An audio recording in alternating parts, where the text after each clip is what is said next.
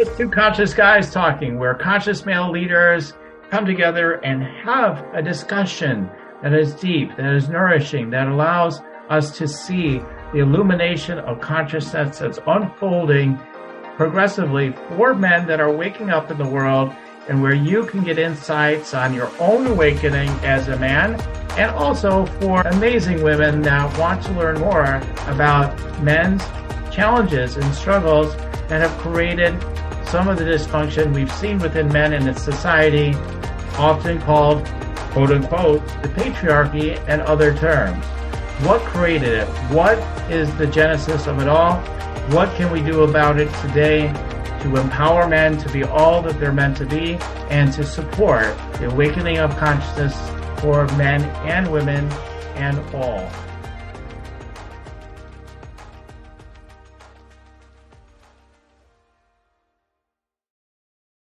Dane, I'm so glad to be with you. It's been a little while, not forever, but I consider you a friend in the world, and I just really appreciate connecting with you. I've done some of your work, and you've been on my podcast show and everything, glad to have you here to have this conversation today. Yeah, thanks for having me. And I'm really, I appreciate what you do and what you're doing here. And you're very good at what you do. So thanks for having me on. And yeah, great to connect with you again, my friend. Yes. So we're here. We're here to talk about, we're talking about some stuff really briefly before we started the recording, but you gave a whole... Got right into it right there. Yeah, we had this whole thing you mentioned, and I was like, oh, that's so awesome. Let's get the recording going. But yeah, we're talking about like the impetus for me having these conversations, which is, well, I can share this briefly and then we'll launch in from there is, well, there's a few different reasons for me, but personally for me, I've always felt kind of awkward as a guy. So it's kind of a part of the healing process for me doing this sort of thing, quite frankly, like talking about, well, I love that honesty. Yeah, like what is all this thing about being a guy and you got to be a guy, and what does that mean? So that's part of it, and then just I could go on and on, but the second other reason out of many reasons I'm sure is just with what's going on in the environment of social justice and for women and everything. And then we talked about this as both being white guys, like, yeah, it's like the rebalancing of scales. It's like there's a lot of animosity even, at times towards white males, if we're honest about it. Not totally all the time at all, but there definitely is that there. And so part of what I'm looking to do is really in loving kindness for all of us is like, well, what's happened? Like what created the monster then, as far as like, if men were the monsters only, like I feel everything's co-created, right? In a sense, but it all happens for a reason, right? So, but if we look at it now and we look at like, well, where's all this coming from? Like all the things that have happened, it comes from a lot of these male stereotypes, I feel, that have built up through the ages. I'm no scholar on it, but you got to be tough. You can't show your emotions. You got to, whatever, all those different things have been universally shared in all the interviews so far. And I mean, never mind, you can go back to the Crusades. And I mean, unfortunately, that was male driven. There's no question about that. Right. And, I mean, there's no question. And, there's so many different levels we can talk on this. Mm-hmm. And to talk on the physical level, you're going to get into, you have to do this and you have to act this way and you can't do this and he's right and he's wrong and she's right. And, Mm-hmm. on the physical level, that never ends. And I mean, it never ends anyway, I guess, but the conversation has many different levels to it, from the level of the spiritual level, to the left, right brain, the masculine, feminine brain level, to the level of energy, which is all that there is here is energy. And energy is a negative and a positive pole. Without the negative pole, we couldn't exist. So there, I don't know if this is a good starting point or not, but there's so many different levels to this. So like you say, it seems to have been created from the male, from the masculine side. And what are we? I believe that what we're doing here at the very foundation of everything is we're evolving. And now is a very exciting, very interesting time, because that left brain, the masculine brain, has been in control, which is what it wants and what it needs, has been in control for a very, very long time. And, I don't want to get too into the esoteric here, but you hear a lot about the feminine divine coming forth. And that is coming into the right brain. The right brain is allowance. The right brain is not logic. It is not control. It is allowance, and it is the big picture. It's the sight, the smell, the sound, the picture, and so on. And it's also the power side, because it's the picture side. Thoughts being things, that's creative. So we've been in that left brain, force, control, understand, logic, and it's hard. And, we have been stuck in that left brain for a long time, and that makes life hard. And that also has, being, they call it the masculine brain, or the male side of the brain. And I don't know I guess there's a correlation to males having such dominance in the world in this last, how many hundreds of years now? 2,000 years, I guess. So, but that's changing. We're evolving. So it's really, I don't want to say reset. I don't want to use that terminology, but we are evolving. And it has been carried out, yes, through the male aspect of things. And now that is changing. And you can equate that to the ego and the higher consciousness. The ego does not want to let go. The ego thinks it's the man or the woman, whatever you want to call it. It thinks it's in control and wants to stay in control. So anytime there's any change, there's chaos. And we are in the midst of the chaos now. And, as far as this is about being a man in today's world, and I guess I kind of blew the lid off of that in relation to what you were saying, because a lot of us were brought up to be a man and don't cry and be tough and so on. And I'm just going to make one more quick reference, then I'll talk directly to that. But when we come into the world, we're whole brain. Yeah. Around the age 6 or 7, a split starts to happen, and we become, and around the age 9 or 10, an actual split occurs, and we become left and right brained. So in that time up to 6, we're whole brain. We have access to all of that. And I guess we're balanced, I would say. And there's obviously variables for somebody who's had a really hard childhood or abused or what have you. But after that split occurs, then we have the left and the right brain, and we literally get into opposition within ourselves. So, growing up as a child these days, with what's going on, excuse me, I'm seeing there's a lot of confusion out there around sexuality and how to be in the world. And yes, I think us growing up, we had the masculine stereotype. It was clear cut, I guess. It was, kind of being a man was pretty straightforward. It didn't fit everybody, and didn't leave room for that variation and for, the feminine aspect of the male, which is 49% of the male anyway. But now it seems it's changed to the point where even the sexuality, people are having trouble identifying with their sexuality and so on. So it's all breaking down now, and it's chaos, and it's good, because it's breaking those boundaries of a man is a male and he does this and he doesn't cry and he is the breadwinner and is the tough one and all that stuff. All those paradigms are being broken down. And with the male, I guess you are asking the question, where does the male fit in this situation right now? Is that correct?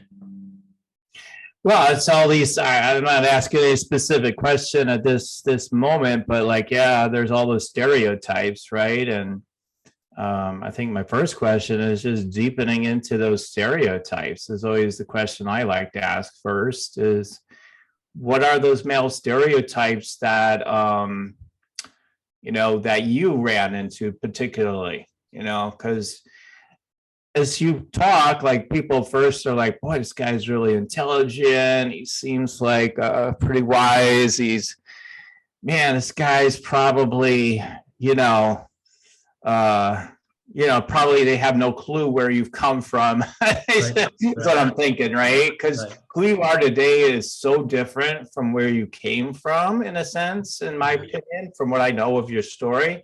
So I would love for you to talk about your past, because it really shows how much men can change, like the way they are. So tell us about your past, the male stereotypes, how they kind of formed your earlier life, and how you broke through those male stereotypes from your younger. Right.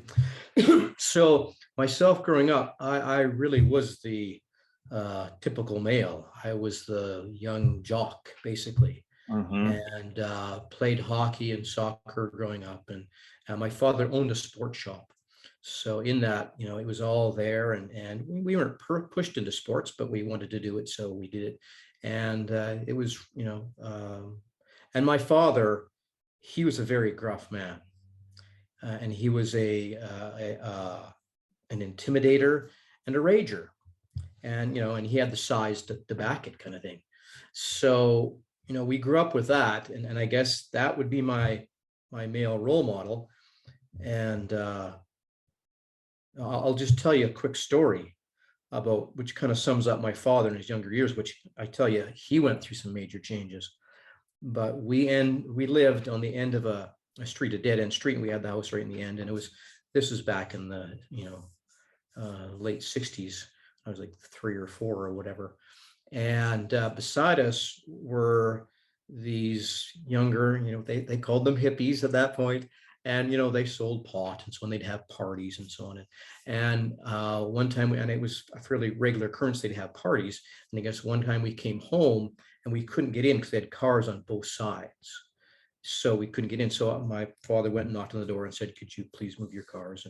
And I guess they didn't. So he opened the cars, put them in neutral, and pushed them in the ditch, and drove in and parked at home. And I didn't see this, obviously we were put to bed at this point, but they came over knocking, like a bunch of them. And he said, come in. And they came in, and he was sitting there with the gun on his lap and said, can I help you? Like Wow. And they, no, we're good. And they left. I mean, it's one of those stories we used to kind of laugh about, but that gives you an idea of his mentality and his, masculine manhood. He was a very gruff guy you didn't mess with. So that was kind of my upbringing. And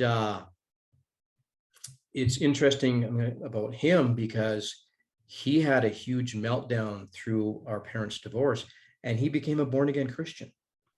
And he changed, and his heart became open. And like, I'm not religious, I'm not a Christian, and it's whatever works for you, but he became a much better person. He tried to convert us for a number of years, which we won't talk about that. But the bottom line is, like, he changed so massively from that gruff rager person to a real loving person with an open heart. And that was his upbringing too. He got beat by his father, kind of thing, and he was a product of that. So and my story, he didn't beat me as such, but he was very intimidating. It was a rager, so I was definitely afraid of him. But as you know, with my story, I experienced sexual abuse from the ages of 6 to 8 years old. And I never told anybody. I never told him. I think he would have probably wrung the person's neck, I'm sure, if he'd have found out. But I didn't tell anybody, and I pushed it down. And I guess you could probably equate that to my being a man too, and I didn't know how to deal with that. It was sexually abused from an older male. It was actually somebody I looked up to at that point. He was in his teens, older teens. And it just so confused me because it was the older kid that I looked up to in the neighborhood. So, and whether I want to admit it or not, as children, we're so amiable. What's the word I'm looking for? We fall in love very easily.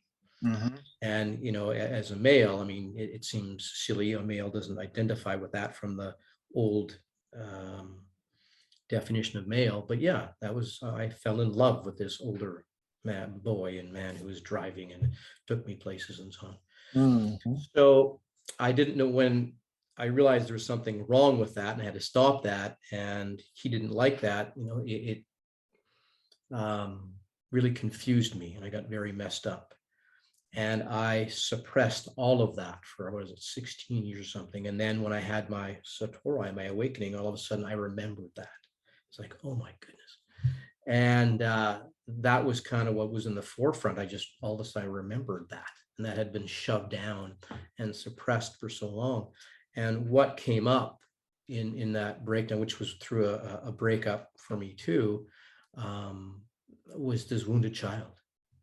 And I couldn't figure out why I was just such a mess and, you know, crying consistently and just felt like my heart was bleeding. And that was this child that had been shoved away from age, I guess, 8 years old, just shoved away. And so in dealing with this, in dealing with that, the sexual abuse for a male from another male, I didn't know how to deal with that either. And I was still doing my sports and so on. And I was trying to deal with this, figure that out. And I had the questions like, am I gay? Maybe I'm gay. And I was questioning my sexuality. And I played hockey. And when you play hockey, afterwards you go and you have a shower after the game and so on. And I was going through some pretty messy stuff at that point. So as far as my maleness, my manlyhood, yeah, I was out there and I was really trying to figure out who I was and find my place at that point. And for a while there, having showers was like, it was very uncomfortable for me because I questioned everything and I was a mess for a while. So that stage of my being a man was really interesting and it was very messy. And I came through that and I'm going to share something with you, which in this day and age, I didn't know if I was gay, and I had to know. And the counselor I was seeing at the time, he said, no, you're not gay, but I didn't know. So I went and I experimented and I was with another male. And the conclusion I came to on that in regards to us being sexual beings is sex is sex is sex is sex. And yes, there can be love and there can be, some without love. I mean, I'm not saying that. Mm-hmm. But what I'm saying is, what your sexual preference is just makes no difference whatsoever. It doesn't matter. Mm-hmm. And I was with a person who was very safe for me, who I knew, and I explored, and and that was that, and it kind of got left. With what's going on in the world today, with the non-binary and so many people proclaiming that they're gay, and it just being okay to be gay, and it's almost like it's the in thing. I hate to say that, but it's a really confusing time for kids trying to figure out their sexuality in this time. So for me, just the fact of having that experience, it kind of got it out of the way. Mm-hmm. And I was able to just be with it. And, I am what I am. And I think, sexually wise, we are sexual beings, and it just doesn't matter. That's great. That's great. I think that's a great place maybe to talk for anybody that might be a little on the younger side. Usually that's where those questions are coming up. Maybe teens, 20s, whatever. Usually not older than that, but you never know. Yeah. And younger than that. Yeah. Yeah. Even younger than that nowadays. So, but I mean that this whole idea of a real we brought this up with other people. It's like for me, I was accused of being gay, and it was an accusation that had a heaviness to it back in the 80s. It was a whole different ball.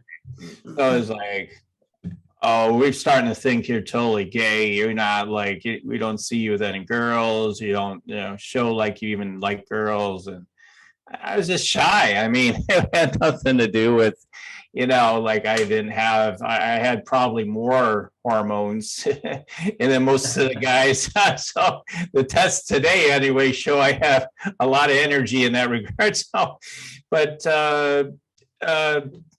it wasn't that, but like there was that whole stereotype, but it felt at that time anyway, based on the consciousness and energy around, like you're emasculated, like you're not a man, if you're gay, I mean, then you're definitely not a man. And like, so there's a whole nother category of what it means to be a man. Well, definitely doesn't mean you're gay, really does, like that's the type of stereotypes most of us came up with. I probably still around to some degree, although not so much.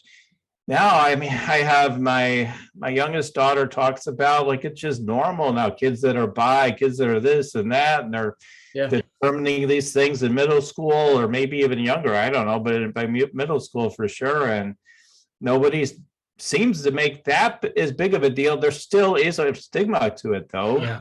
Not gone entirely. Could still make fun of them and stuff like that, but it's not at the level it used to be. There's more acceptance. No. And I mean, I have I hesitate to mention anybody, but it's my wife's son, and from her previous relationship, and he's non-binary, and it's just interesting because, he has facial hair and then sometimes will wear feminine stuff. And he said there's some places he will go where if he did, he will get beat up. And it's like, as far as what you wear, once again, who cares? It's whatever makes you feel good. But in this time of change, this time of chaos, there is that negative energy that is there and that is going to rebel and try to hold on to that. So, it really is out there, and then there's pockets where it just is not accepted and rebelled, and there's can be a lot of kickback too. So it's I'm so glad that we're opening up that the way that we are. I think it's hard on the kids nowadays because I think a lot of them are almost like trying to fit in. And when you're in your teens, your hormones are raging. You're trying to figure out who you are. So with the peer pressure from, coming all around you at school and from the different groups, it can be a really difficult time to figure. And this is a time of figuring that out. So, we growing up went through not necessarily that, but we still had to figure ourselves out and where we fit and who we were and what we liked and didn't like and so on. So it's just a fact of life growing up and going through that. It's just a lot more intense nowadays, and with also repercussions that are a lot more than what we would have experienced. As I say that, somebody being gay, like you say, back in the 80s, you couldn't, most people could not come out at that point without getting some real backlash and potentially being not just judged, but potentially physically hurt. So the pendulum is swinging a lot, but there is still groups out there and individuals out there that will not let that or not accept that. So it's can be a scary time because of that. Yeah, you mentioned about ego, and ego maybe correlates the idea of the male. I guess sometimes it depends on I guess it depends on what aspect of the ego we're talking about, right? So, but the idea of the black and white, right? Like either it's like this or it's like that, right? It couldn't be like non-binary, like that doesn't compute, all right? I mean, any gray in there anyway? Of course not, huh? I mean, does it make sense to me that not someone who's non-binary? No, it doesn't make sense to my mind, but it doesn't need to. It's it's not my life. You know, I don't need to understand it. I don't need to agree with it, even if by my protest. I don't even need to agree with it if I don't, so that's not the issue. So, but yeah, there's people that are threatened. The people that are threatened are the ones that are, they have their own trauma, like your dad, right? It's like, we've got, no, things are this way, and if they aren't, you're in trouble. We're taking you down, right?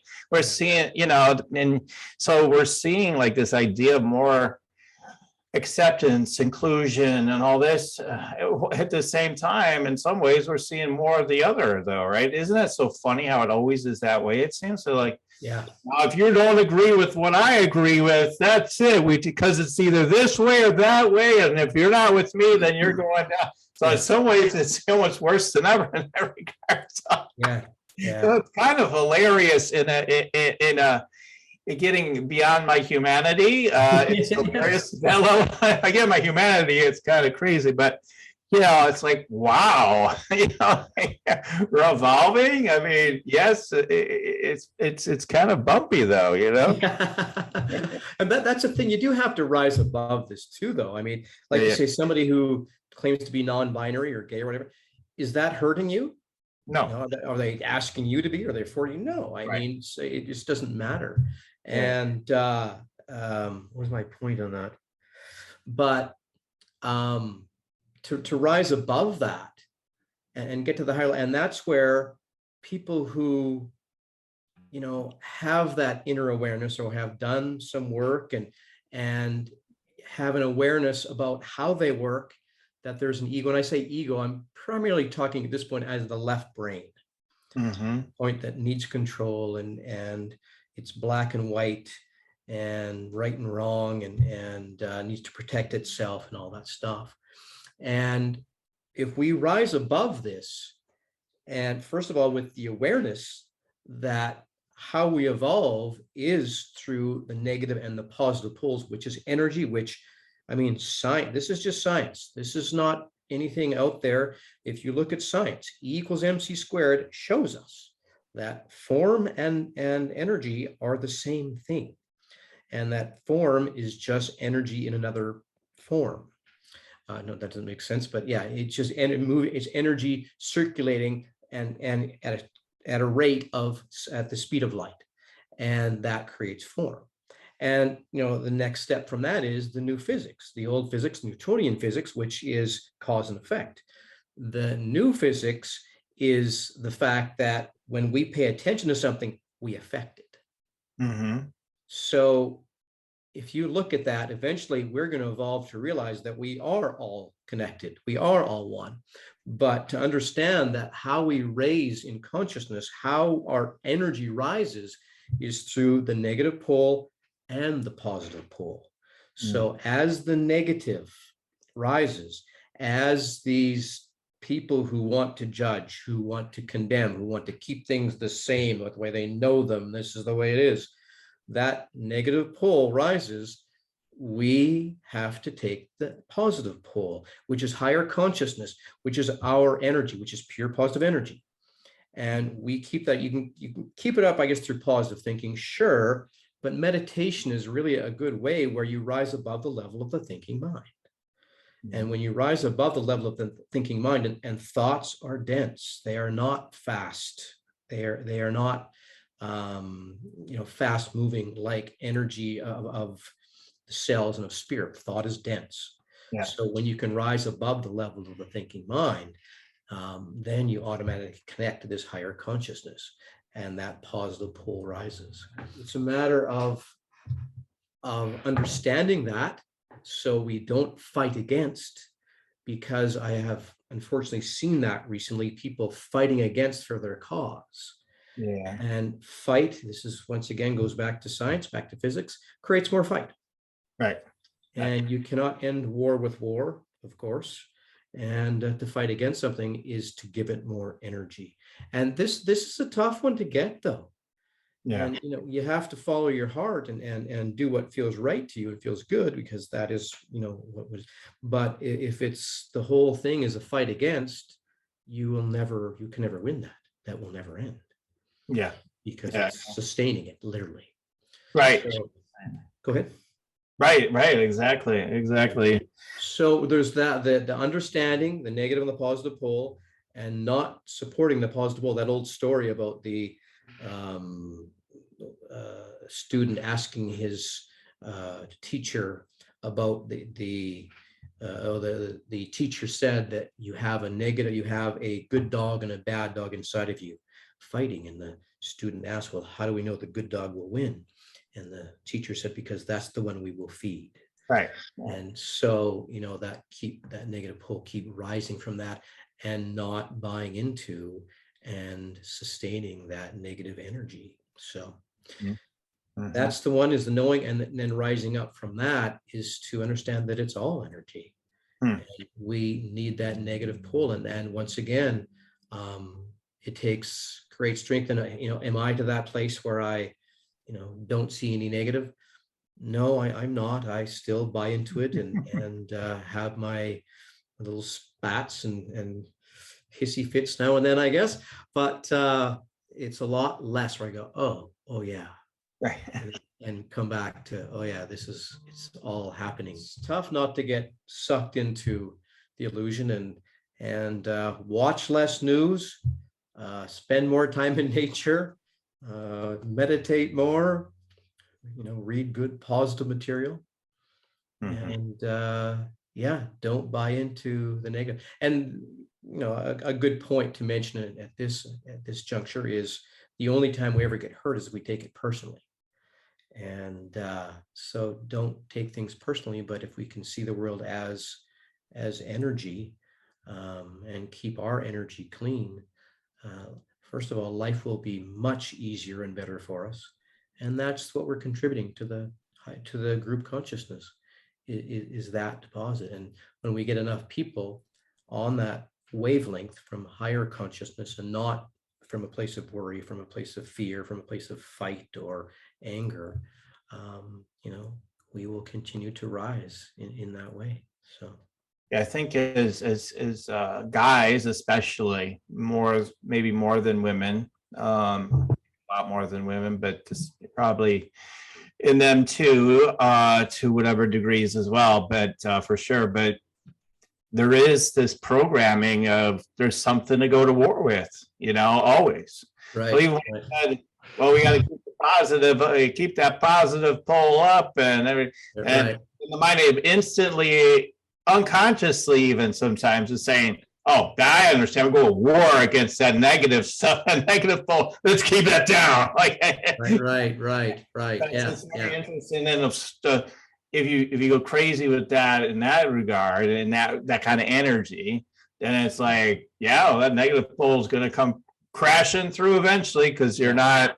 The biggest thing is to embrace all of it, while doing what you said at the same time, right? Like we need to hold all of it, sort of. And yeah, like with me having this virus recently and whatnot, it's like it takes over your mind, right? Your whole energy gets invaded, and the mind is like, oh, everything sucks, or things I don't normally say all the time at all. But also there's my mind thinking these things. I'm like, I know this isn't true, but my mind's saying, yeah, like more than usual. And so I think for me, being more awake over the years has just meant like I can just very easily, like, over however many years it's been now, but you get to just where you're able to at least more consistently, I wouldn't say all the time, that would probably be very untruthful, but I think at the end of the day, I always know, like, oh, that's just a thought, Right.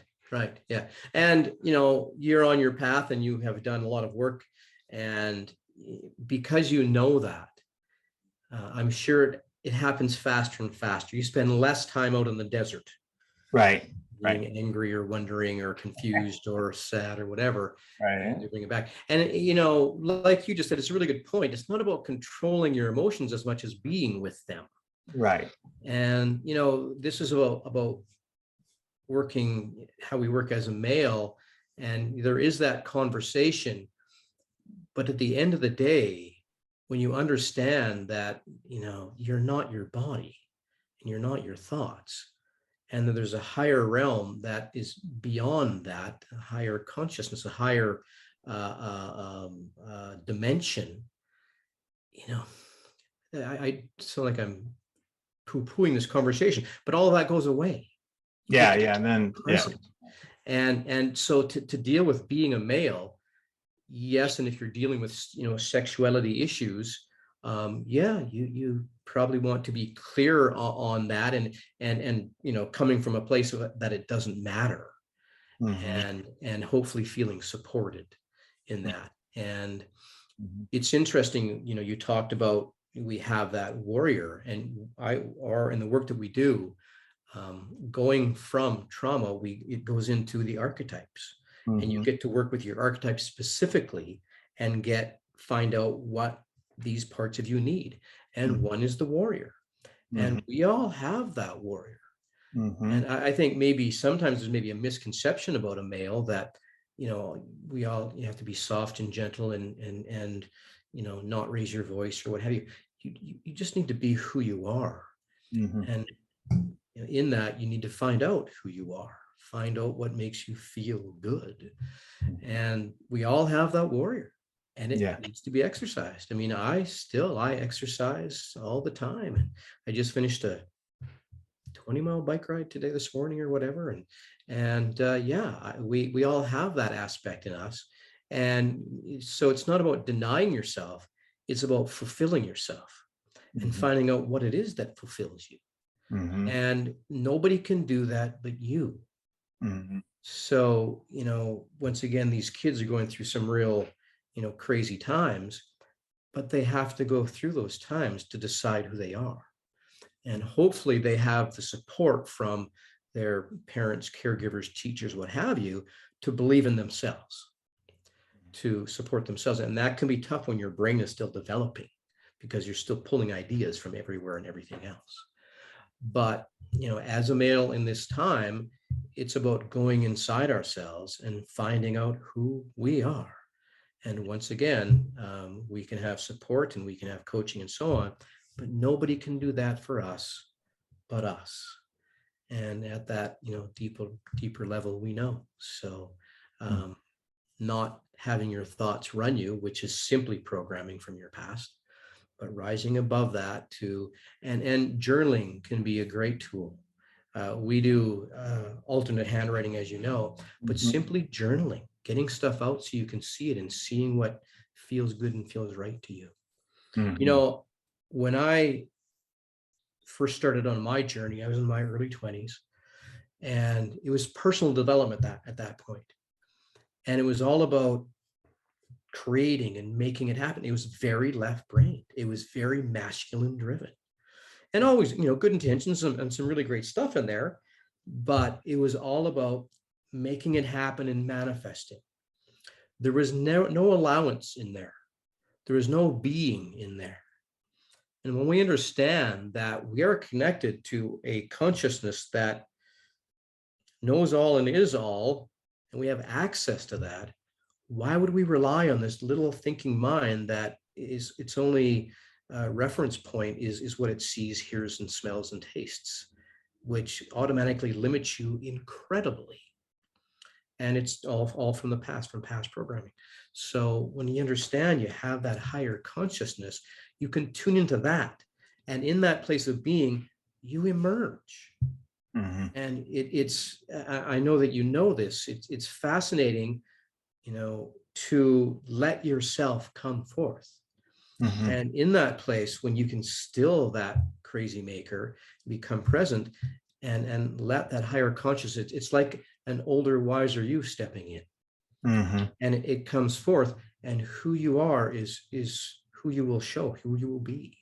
And it's no hard and dry fast, okay, I'm gay. Okay, I'm non-binary. Okay. And that's what I'm seeing in the younger generation. It's like, okay, I'm this. Okay, no, I'm this. Okay, no. And to learn how to be and that being connect to a higher consciousness that knows who you are, that wants to come through you as your ultimate self to create your ultimate life. It's about getting out of the head of being a man and being present. What I got an interesting thought about that. I'm like, what if increasingly we have, because when we come into the world, we don't have the idea that we're anything. We don't even know we exist. We do have characteristics. We come in having characteristics, though. Just ask anybody in the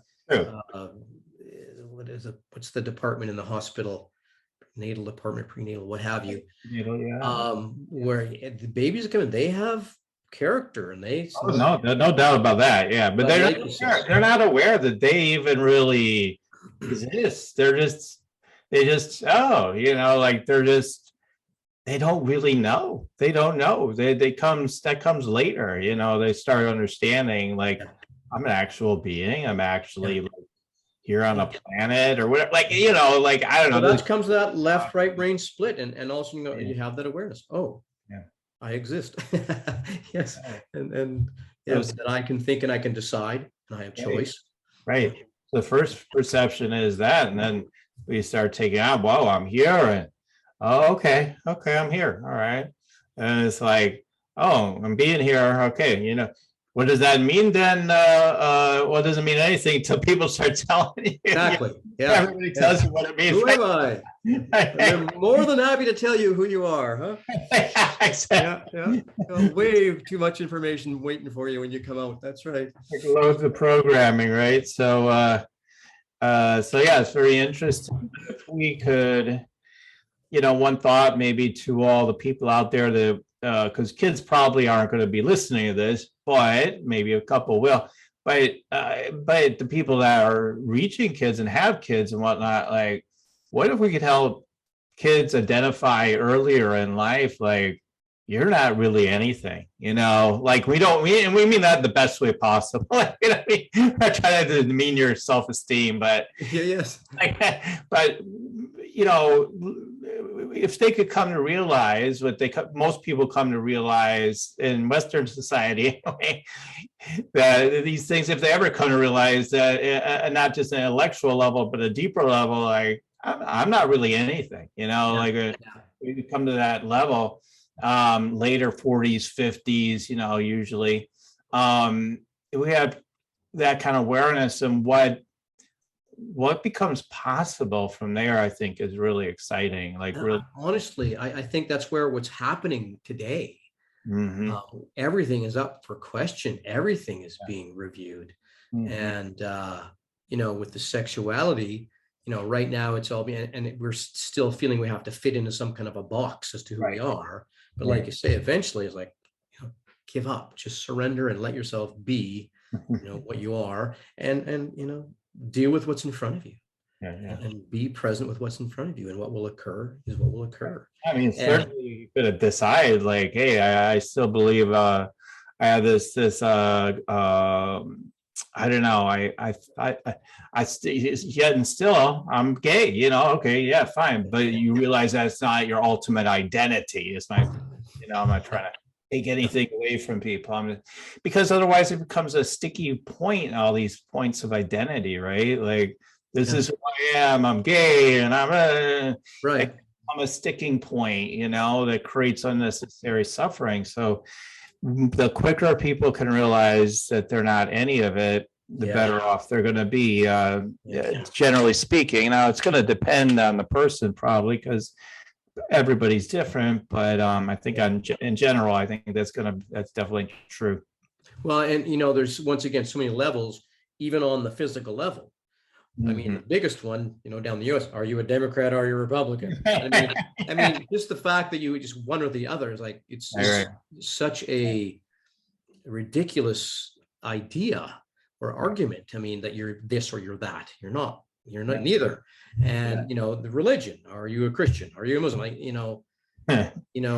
I think all of these things, all of these labels are starting to crumble. Yeah. And,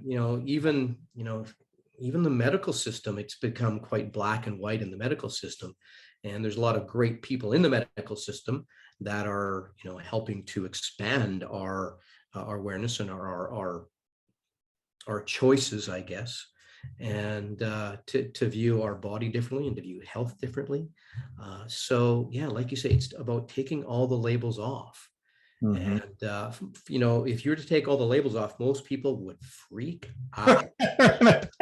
People have no idea how to handle that, right? Yeah. So I need to identify with something. I mean, even your car, my car, you can't take my car away. That's who I am, kind of thing. Or take my money away. That's who I am, kind of thing. And so it's a really, I'm not saying I know how this is going to play out, but I really believe that in our evolution, we have to take away the beliefs to expand, because the beliefs are what keep the blinders on. And this is the way it is, because this is the way that's always been. So this is the way it is. And that's a belief. And it is quite simply restricting and keeps us stuck in a paradigm that is no longer serving us. Right. Totally. Well, it looks like we're coming to an end here. I'm really grateful for you sharing everything, your work with your books and everything, the alternate handwriting and all the incredible work that you're doing is great. And I'm sure people will check you out if they want to learn more about it. I definitely recommend it. So, but Dane, I just really enjoyed our conversation, and I think that these conversations again are so important, and I'm really grateful for you taking the time to have this conversation. Yeah. Well, thanks for having me, and it's great. And I just want to say to people out there that are dealing with, their sexuality, and this seems to be the theme, and their manhood, really believe in yourself, and hopefully you can have support in that way that is not, that is unbiased, that has an opening. So whether it be a counselor, and writing is a great idea, and meditation and spending time in nature, as simplistic as that sounds, you have no idea how powerful that can be. And I think that's we're kind of getting back to our nature, which we are a part of nature. So support yourself, love yourself, and know that you are fine the way you are, however you are, even if you're searching. You are fine, and you will be fine, and you are loved. Amen. So it is. Right. Okay. Thanks again, Dane. Bye for now, everybody. Thanks, Daniel. Bye. Thank you for listening in to Just Two Conscious Guys Talking, where our mission is to impact millions of men ultimately to deepen their awakening by examining their consciousness of what's been unfolding for them with male stereotypes and programming that has allowed them to have opportunities to evolve during these times. It's an exciting time to bring more love to men and women around the world, and we are grateful for you tuning in today. Feel free to share this episode and keep tuning in, and also look in the show notes for a link to get notifications of future episodes. Until the next time, everyone, goodbye for now.